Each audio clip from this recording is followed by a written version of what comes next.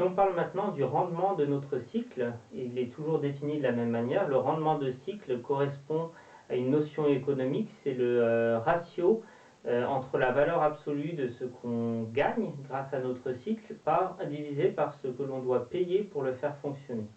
Alors ce qu'on va gagner, c'est surtout la puissance technique qui sera disponible sur notre axe de rotation de turbine et de compresseur pour pouvoir faire fonctionner notre machine. Alors on va l'exprimer comme étant la valeur absolue de la puissance technique échangée par notre fluide au niveau de la turbine.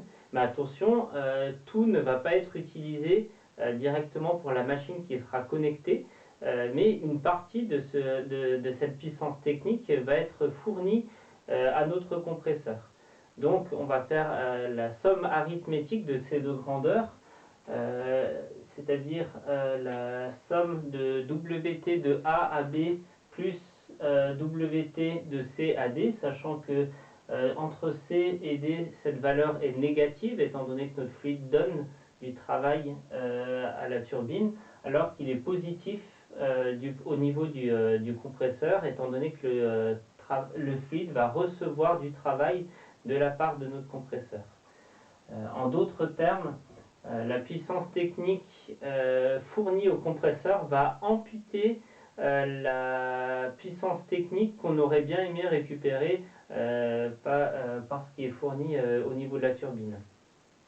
Donc étant donné que la somme arithmétique est toujours négative, on prend la valeur absolue de cette somme arithmétique comme étant l'énergie spécifique ou la puissance spécifique ici que l'on va gagner par notre cycle. Ce qu'on va payer généralement c'est toujours la même chose en fait, c'est le carburant qui va être utilisé pour créer notre source chaude et donc pour chauffer notre fluide entre B et C.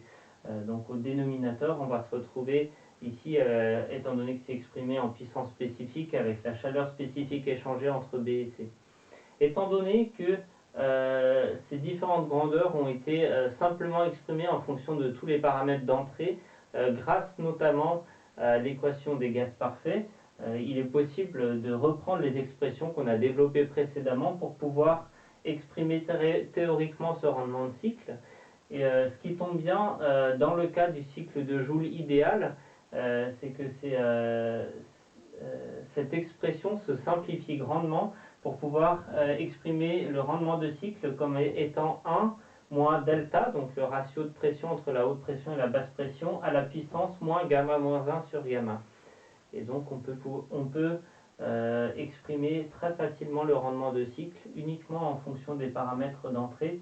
Et ici, on pourrait même aller plus loin, uniquement en fonction du rapport de pression et du coefficient de la place de notre fluide.